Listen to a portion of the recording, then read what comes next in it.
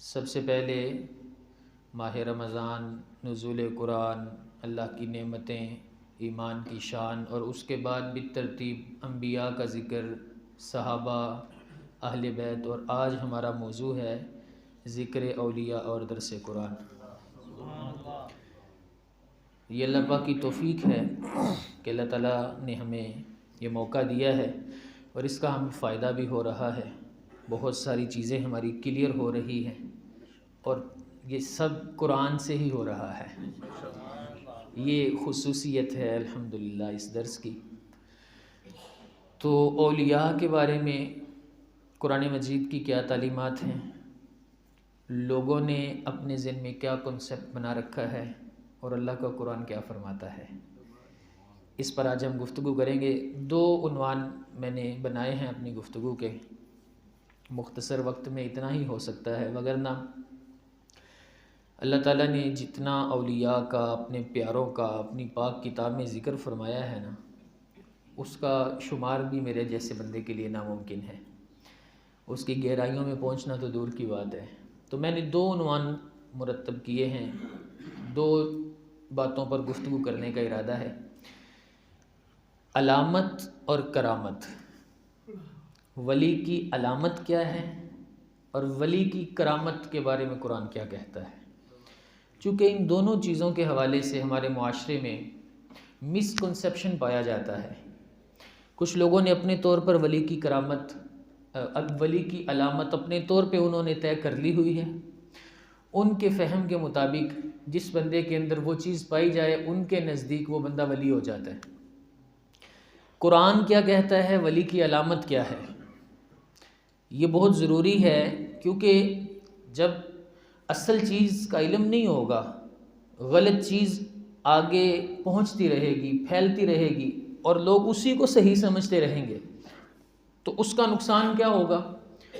نقصان اس کا آنکھوں دیکھا جا سکتا ہے۔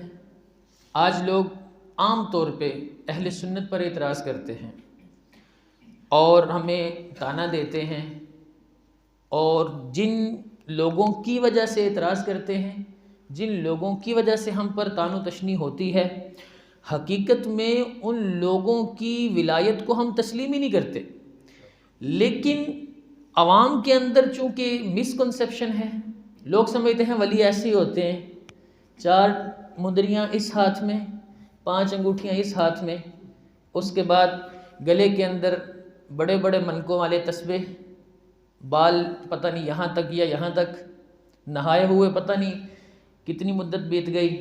نماز پڑھنے کے حوالے سے بات کی جائے تو یہ ظاہری لائن اور ہے، تو یہ باطنی لائن اور ہے۔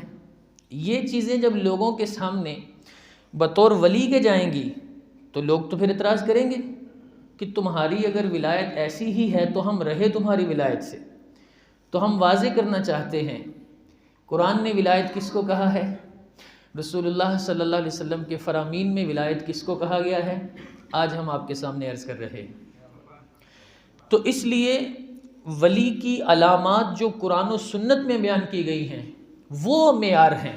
کوئی کیا کر رہا ہے یہ معیار نہیں ہے، اور کوئی کیا کر رہا ہے اس کی وجہ سے، اس کی بنا پر جو صحیح مسئلہ ہے وہ کبھی غلط نہیں ہوگا۔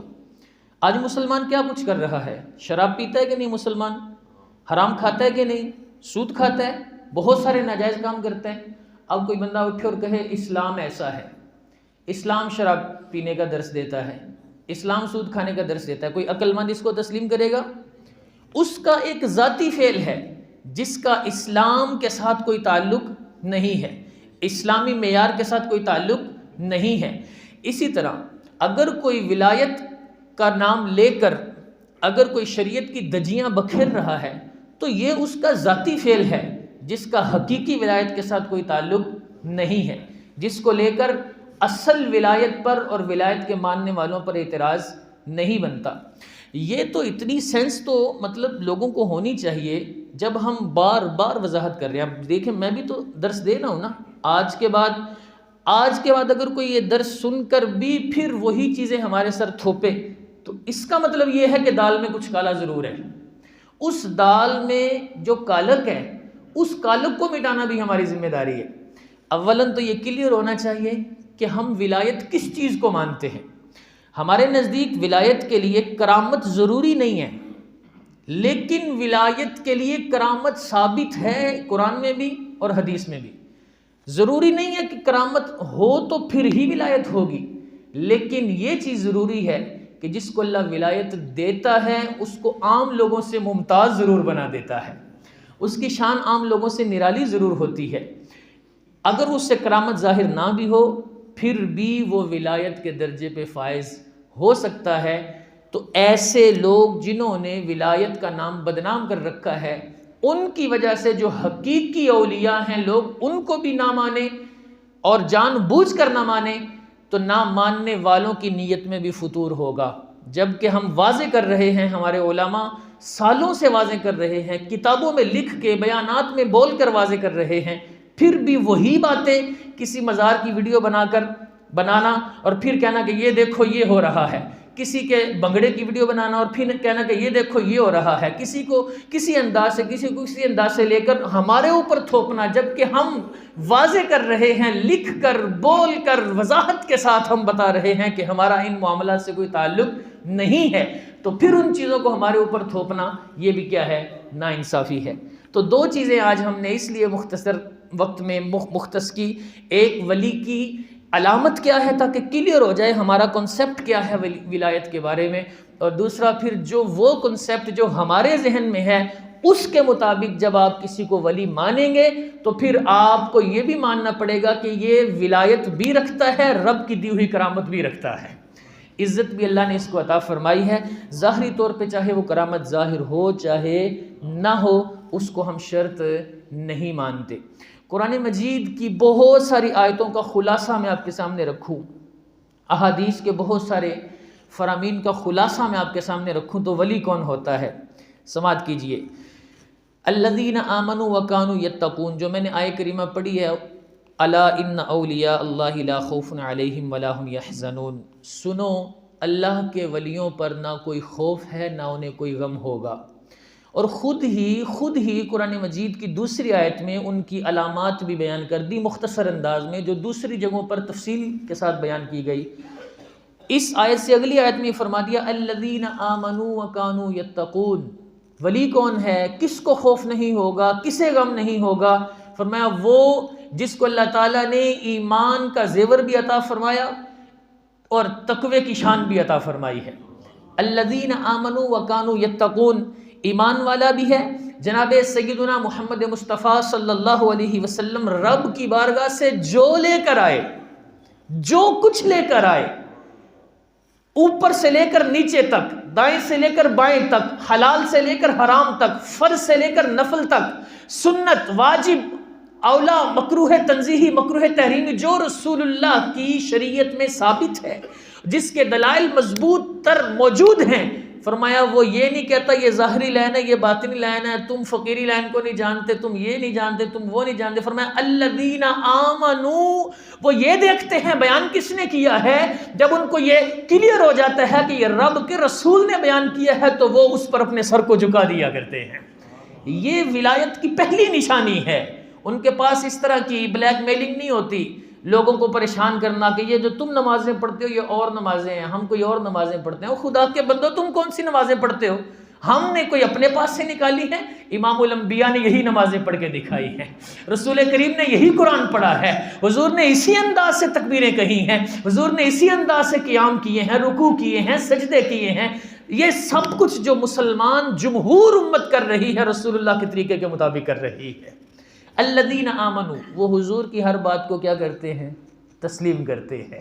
آپس اپنے پاس سے نئی جو ہے وہ ڈھونگ نہیں رچاتے، نئے بھاشن نہیں دیتے، بلکہ وہ جب بات نبی کی محبوب کی آ جاتی ہے تو پھر وہ کہتے ہیں سب حق ہے، حضور نے جو دیا ہے وہ حق ہے، وہ سچ ہے۔ فرمایا وہ رسول اللہ کی ہر بات کی جو تصدیق، جو ثابت بات ہے اس کی وہ تصدیق کرتے ہیں، اس کا اقرار کرتے ہیں۔ وَكَانُوا يَتَّقُونَ، اور ان کی شان کیا ہے؟ وہ ہیں اور تقوی ہے۔ تقوی ان کے ساتھ ساتھ ہے، احکام شرعیہ پر عمل کرنا، تمام صغیرہ کبیرہ گناہوں سے بچتے رہنا، مکروہ تنزیہی، خلاف سنت، خلاف اولا سے بچتے رہنا، تمام فرائض اور واجبات پر دوام کرنا، رسول اللہ صلی اللہ علیہ وسلم کی تمام سنتوں پر پابندی سے عمل کرنا، تمام سنتوں اور آداب کو اپنائے رہنا۔ فرمایا یہ ان کا انداز ہوتا ہے، بلکہ وہ تو جب نماز کے لیے کھڑے ہوتے ہیں نا، یہ تو کہتے ہیں نا یہ نمازیں اور ہیں، فرمایا جب وہ نماز کے لیے کھڑے ہوتے ہیں تو اللہ کی صفات جلال اور صفات جمال میں ایسے مستغرق ہوتے ہیں، ایسے ڈوب جاتے ہیں کہ جب وہ اس نماز میں پہنچ جاتے ہیں تو دنیا سے الگ ہو جاتے ہیں، کائنات کی انہیں خبر نہیں رہتی۔ یہی وجہ ہے ہم دیکھتے ہیں صحابہ کی زندگی کو، اولیاء کی زندگی کو۔ حضرت مولا مشکل کشا کی وہ مشہور روایت ہے، جب آپ کی پنڈلی میں تیر لگا ہوا تھا، تیر نکالنے کی کوشش کرتے تھے، درد بے تحاشا ہوتی تھی، اب کوئی حل نہیں نظر آ رہا، فرمایا ٹھہرو ایک حل ہے ہمارے پاس، اس دنیا سے کٹ کے کسی اور دنیا میں چلے گئے۔ رب کی بارگاہ میں جب تکبیر کہی اور جب سلام پھیری تو دیکھا مصلی خون سے تر ہے، فرمایا یہ خون کہاں سے آیا؟ عرض کی گئی حضور وہ جو تیر تھا وہ نکال لیا گیا۔ فرمایا مجھے تو پتہ ہی نہیں چلا، میں تو رب کی بارگاہ میں پہنچا ہوا تھا۔ قد افلح المؤمنون الذین هم فی صلاتهم خاشعون، یہ ہے ولایت کا معیار، یہ ہے ولایت کی علامت، یہ ہے کہ وہ مومن فلاح پا گئے جو اپنی نمازوں میں پہنچتے ہیں تو پھر رب کے ہو جاتے ہیں، گڑ گڑاتے ہیں، اس کی صفات جمال میں ڈوب جاتے ہیں، کبھی صفات جمال اور کبھی صفات جلال میں ڈوب جاتے ہیں، کبھی خوف کی کیفیت طاری ہوتی ہے تو آنکھوں سے اشک جاری ہو جاتے ہیں، کبھی اس کی نعمتیں یاد کر کے رونا شروع کر دیتے ہیں، کبھی جنت کی یاد، کبھی جہنم کی یاد، کبھی حساب کی یاد، کبھی میزان کی یاد، کبھی رسول اللہ کی شفاعت یاد کر کے آنکھوں سے آنسو نکل جاتے ہیں۔ یہ ہے ولایت کا معیار۔ قد افلح المؤمنون الذین هم فی صلاتهم خاشعون، وہ گرد و پیش سے بیگانہ ہو جاتے ہیں، انہیں کچھ پتہ نہیں ہوتا یہ ان کی نمازیں ہیں۔ اللہ ہمیں توفیق دے، خدا کی قسم یہ ان کی نمازیں ہیں، انہیں نہیں ٹینشن ہوتی پنکھا چل رہا ہے کہ بند ہے، اے سی چل رہا ہے کہ بند ہے، انہیں نہیں ٹینشن ہوتی۔ خدا کی قسم ان کی جو نمازیں تھیں نا وہ ایسی ہی نمازیں تھیں جس کے بارے میں قرآن نے فرمایا استعینوا بالصبر والصلاۃ۔ آج ہمارے پاس کلاشنکوفیں ہیں، ٹینک ہیں، ایٹم بم ہیں، ایک سے ایک نیا ہمارے پاس آلات حرب و ضرب موجود ہے، لیکن آج ہم پھر بھی بھیگی بلی بنے بیٹھے ہیں۔ 57 ممالک ہیں لیکن فلسطین کو ایک پانی کی بوتل نہیں دے رہے، اور ان کی نمازیں ایسی تھی استعینوا بالصبر والصلاۃ، وہ رب کی بارگاہ میں کھڑے ہوتے تھے، فرشتے آسمان سے اترنا شروع ہو جایا کرتے تھے۔ استعینوا بالصبر والصلاۃ، وہ اس پر عامل تھے، اس پر پابند تھے، ان کو پتا تھا رب نے فرمایا ہے نماز پڑھو گے اللہ مدد اتارے گا۔ وہ ان ٹینکوں پر اعتماد نہیں کرتے تھے، وہ اپنے ہتھیاروں پر اعتماد بعد میں کرتے تھے، رب کے حکم پر اعتماد پہلے کیا کرتے تھے۔ یہ ہے ولایت کا معیار جو قرآن نے بیان فرمایا ہے۔ ان کے تو انداز ہی نرالے ہوتے ہیں، ان کی تو زندگی ہی نرالی ہوتی ہے۔ یہ ساری باتیں میں آپ کو قرآن کے وہ مضامین عرض کر رہا ہوں، وہ رب کی یاد میں روتے ہیں، ان کے آنسوؤں کی لڑیاں جاری ہو جاتی ہیں۔ زمانہ سو رہا ہوتا ہے اور وہ اس وقت جب کائنات خواب خرگوش کے مزے لے رہی ہوتی ہے۔ اب میں تھوڑی آیتیں بھی پڑھ دوں، اب کہیں کہاں سے پڑھ رہے ہیں، میں کچھ آیتیں بھی پیش کر دوں۔ تتجافی جنوبہم عن المضاجع، ان کی کروٹیں بستروں سے جدا رہتی ہیں۔ یدعون ربہم خوفا وطمعا، وہ اپنے رب کو پکار رہے ہوتے ہیں، اور ان کی پکار میں جہاں رب کی رحمت کی امید ہوتی ہے وہاں اس کے عذاب کا خوف بھی موجود ہوتا ہے۔ میں قرآن سے پڑھ رہا ہوں والذین یبیتون لربہم سجدا وقیاما، ارے یہ وہ لوگ ہوتے ہیں جن کی راتیں کبھی سجدوں میں بیت جاتی ہیں، کبھی قیام میں بیت جاتی ہیں۔ یہ وہ لوگ ہوتے ہیں، ان کی تو نمازیں ہی بڑی اعلیٰ ہوتی ہیں، اور یہ نمازیں پڑھ کے کوئی پھولنا شروع نہیں کر دیتے، لوگوں کو ڈانٹنا شروع نہیں کر دیتے، لوگوں کو حقیر نہیں سمجھنا شروع کر دیتے، اور لوگوں کو گناہ گار سمجھ کے رب کی رحمت سے دور نہیں سمجھتے، بلکہ کیا ہوتا ہے نماز بھی پڑھ لی، سجدہ بھی کر لیا، شب بھر عبادت بھی کر لی۔ والذین یبیتون لربہم سجدا وقیاما، ساری رات آنسو بہا کے سجدہ ریزیاں کر کے اللہ کی بارگاہ میں نیاز مندیاں پیش کر کے بھی صبح کیا کہتے ہیں والذین یقولون ربنا اصرف عنا عذاب جہنم ان عذابها کان غراما، اے مولا یہ عبادتیں تیرا حق ادا نہیں کر سکتی، ہم سے نارے جہنم کے عذاب کو پھیر دینا، بے شک اس کا عذاب گلے کا پھندا ہے۔ ہماری یہ عبادتیں اگر ہمیں بچائے گا نارے جہنم سے، کوئی چیز بچائے گی تو وہ تیری رحمت ہی ہمارے کام آنے والی ہے۔ والذین یقولون ربنا اصرف عنا عذاب جہنم، ان عذابها کان غراما انها ساءت مستقرا ومقاما، وہ بہت بری جگہ ہے، وہ بہت برا ٹھکانہ ہے۔ یہ ہے ان اولیاء کی وہ صفات جو قرآن نے بیان فرمائی ہیں۔ قرآن فرماتا ہے الذین یقولون ربنا اننا آمنا واغفر لنا ذنوبنا وقنا عذاب النار، وہ جو کہتے ہیں اے ہمارے رب ہم ایمان لائے، تو ہمارے گناہ بخش دے، تو ہمیں نار جہنم سے بچا لے۔ فرمایا ان کی صفات کیا ہیں، ان کی شان کیا ہے، ان کی علامتیں کیا ہیں؟ الصابرین والصادقین والقانتین والمنفقین والمستغفرین بالاسحار۔ فرمایا صبر ہے ان کی گھٹی میں پڑا ہوا ہے، رب کی راہ میں خرچ کرنا ہے ان کی بالکل عادات میں شامل ہے۔ والقانتین والمنفقین، کیا شانیں ہیں؟ فرمایا رب کی راہ میں خرچ بھی کرتے ہیں، سچے بھی ہیں، رب کی راہ میں قیام بھی کرتے ہیں، رب کی عبادت بھی کرتے ہیں۔ والمستغفرین بالاسحار، اور فرمایا جب لوگ سو جاتے ہیں نا تو پھر وہ اٹھ کے رب کو منانا شروع کر دیتے ہیں، بخشش مانگتے ہیں رب سے، استغفار کرتے ہیں۔ ان المتقین فی جنات وعیون، فرمایا متقین چشموں میں ہوں گے، نہروں میں ہوں گے، باغوں میں ہوں گے۔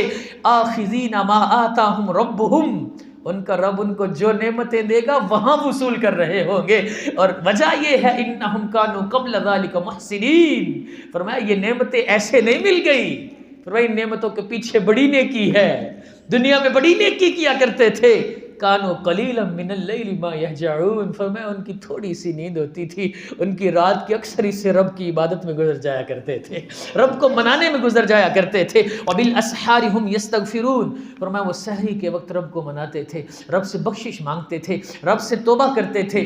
ایک یہ معیار ہے، اور ایک معیار وہ ہے جو میں نے شروع میں بیان کیا ہے، نماز ہی نہیں پڑھنی اور لوگوں کو تانے دینے ہیں، لوگوں کو کہنا تم ظاہری لائن والے ہو۔ ارے ہم ظاہری لائن والے ہیں یا باطنی لائن والے ہیں؟ ہمیں اتنا پتہ ہے کہ ہم مصطفیٰ کی لائن والے ہیں، بس ہمیں ظاہری باطنی کا نہیں پتہ۔ میرے امام فرماتے ہیں راہ عرفاں سے جو ہم نادیدہ رو محرم نہیں، مصطفیٰ ہیں مسند ارشاد پر کچھ غم نہیں۔ ٹھیک ہے تم کہو کہ تمہیں معرفت کی راہوں کا نہیں پتہ، ٹھیک ہے ہم مانتے ہیں ہمیں نہیں پتہ، اور جاؤ پھر نہیں پتہ تو نہ صحیح، اس لیے کہ ہمیں حضور راہ پر چلانے والے ہیں، ہمیں کوئی غم نہیں ہے، ہمیں کسی سے پوچھنے کی ضرورت نہیں ہے، ہمیں کسی سے ڈرنے کی ضرورت نہیں ہے۔ یہ وہ آیتیں ہیں جو میں نے چند آیتیں آپ کے سامنے رکھی ہیں۔ قرآن فرماتا ہے وَأَمَّا مَنْ خَافَ مَقَامَ رَبِّهِ وَنَهَى النَّفْسَ عَنِ الْهَوَىٰ، یہ ہے ان کی شان۔ فرمایا وہ جو اپنے رب کے حضور کھڑا ہونے سے ڈر کے گناہ چھوڑ دے، رب کو کیا منہ دکھاؤں گا؟ فرمایا فَإِنَّ الْجَنَّةَ هِيَ الْمَأْوَىٰ، فرمایا یہ جنتیں اسی کے لیے تو بنائی گئی ہیں۔ یہ ہے اولیاء کی شان، وہ جو متقی ہیں اذا مسہم طائف من الشیطان تذکروا، فرمایا جب ان کو کسی شیطانی خیال کی ٹھیس پہنچتی ہے ایسے ان کی آنکھیں کھل جاتی ہیں، وہ فوراً باز آ جاتے ہیں، ان کو پتہ چل جاتا ہے کہ یہاں مجھ سے رب کی نافرمانی ہونے لگی ہے۔ فرمایا یہ ان کے اوصاف ہیں۔ اب میں دیکھ رہا ہوں، وقت کو بھی دیکھ رہا ہوں، اب میں چاہتا ہوں کہ اس موضوع کے بعد دوسرے موضوع کو تھوڑا سا ڈسکس کروں کیونکہ وقت بہت جلد آگے نکل رہا ہے۔ تو ایک آپ نے سمجھا معیار ولایت، یہ سب کو سمجھ آ گئی؟ معیار ولایت کیا ہے؟ رب کی بندگی۔ معیار ولایت کیا؟ رسول اللہ کی اتباع۔ آسان لفظوں میں رب کی بندگی اور رسول اللہ کی سچی اتباع۔ یہ الگ چیز ہے، کوئی کہے کہ جناب یہ تو بڑے اعلیٰ اوصاف ہیں، پھر یہ تو ہم نہیں حاصل کر سکتے، تو اس لیے ہم تو پھر اس راہ پر چلتے ہی نہیں۔ یہ بات نہیں ہے۔ ولایت سب سے بیسک ولایت تو کلمہ طیبہ پڑھنا ہے نا، سب سے بیسک تقوی بفضلہ تعالی۔ اس لحاظ سے ہم سب ولی ہیں کیونکہ ہمیں ایمان کی دولت نصیب ہوئی ہے، ہمیں رب کا قرب اس لحاظ سے بنیادی تقوی لا الہ الا اللہ محمد الرسول اللہ۔ وہ الگ بات ہے کہ جو جتنا آگے نکلتا جائے گا اس پر اتنے ہی کرم ہوتے جائیں گے۔ اس سے یہ نہیں ذہن بنا لینا کہ پھر ہم تو کسی کھاتے میں نہیں ہیں، ہمیں تو کوئی نیکی نہیں کرنی چاہیے، ہم تو اتنی عبادتیں نہیں کر سکتے، ہم تو اتنی ریاضتیں نہیں کر سکتے۔ بندہ جب کرنے لگتا ہے تو رب اس کے لیے کرنا آسان کر دیتا ہے۔ ہم آئیں تو صحیح اس کی بارگاہ میں، وہ فرماتا ہے جو میرا ذکر کرتے ہیں فَاذْكُرُونِي أَذْكُرْكُمْ، تم میری یاد کرو میں تمہارا چرچا کروں گا۔ ہم تھوڑی یاد کریں گے، اس طرف سے تھوڑا سا بھی کرم ہو گیا ہمیں زیادہ کرنا نصیب ہو جائے گا۔ فَاذْكُرُونِي أَذْكُرْكُمْ وَرِضْوَانٌ مِّنَ اللَّهِ أَكْبَرُ۔ قرآن فرماتا ہے رب کی تو اتنی سی رضا بھی مل جائے تو وہ کمال کر دیتی ہے، اس کی تو تھوڑی رضا بھی بہت زیادہ ہوتی ہے۔ اس لیے یہ کبھی نہ سوچنا کہ ہم تو اتنا کچھ نہیں کر سکتے، اب ہم کیا کریں، نہیں، آؤ آپ جتنا کرتے ہو خلوص سے دل سے کرو، اللہ اس سے زیادہ کرنے کی ہمت عطا فرمائے گا، اس سے زیادہ کرنے کا شوق عطا فرمائے گا، لیکن اس کے لیے خلوص بہت ضروری ہے۔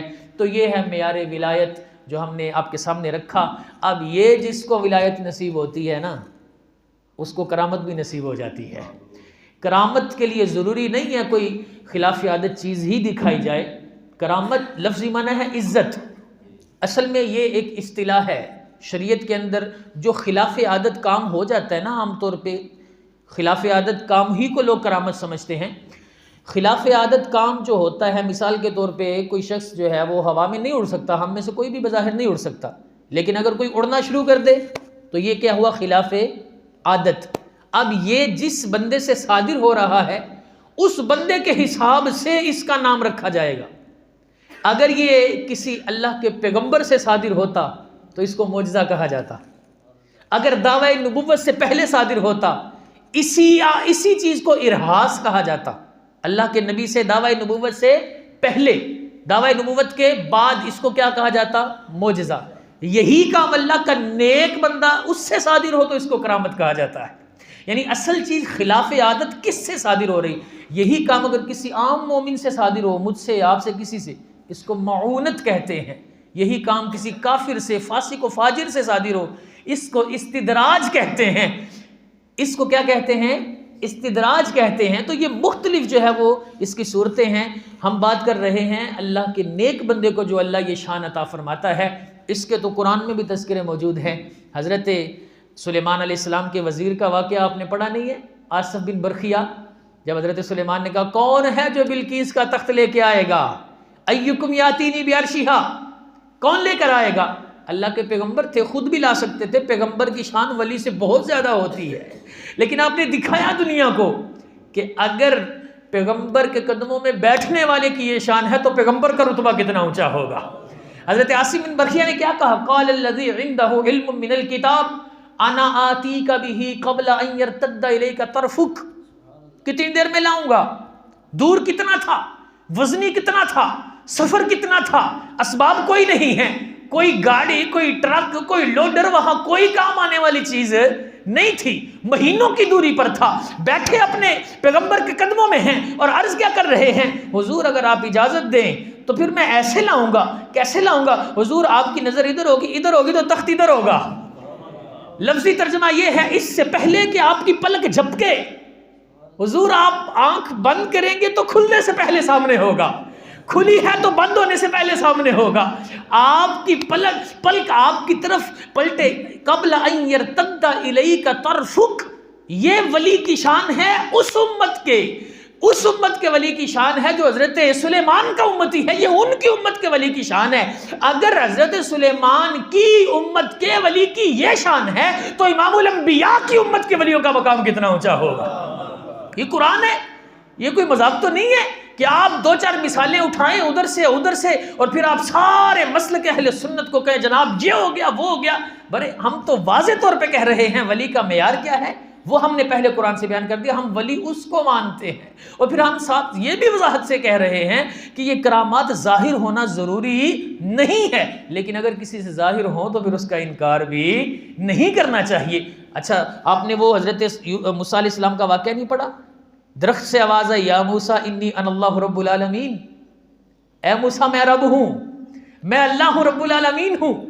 کیوں اس درخت سے آواز آ رہی ہے؟ کیونکہ رب نے اس پہ خاص تجلی فرمائی۔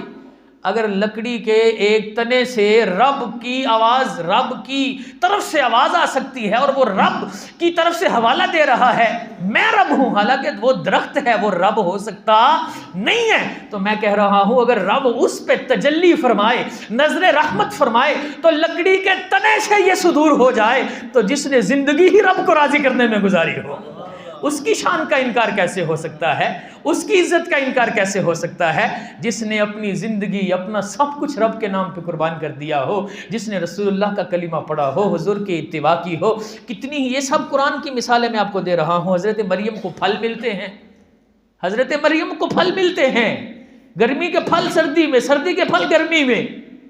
اللہ کے پیغمبر حضرت زکریا پوچھتے ہیں یہ کہاں سے آ رہے ہیں، ان کا تو موسم ہی نہیں ہے، یہ قرآن پڑھ رہا ہوں، ابھی تو میں کوئی واقعہ تو آپ کو سنا ہی نہیں رہا، واقعہ تو ابھی شروع ہونے آگے۔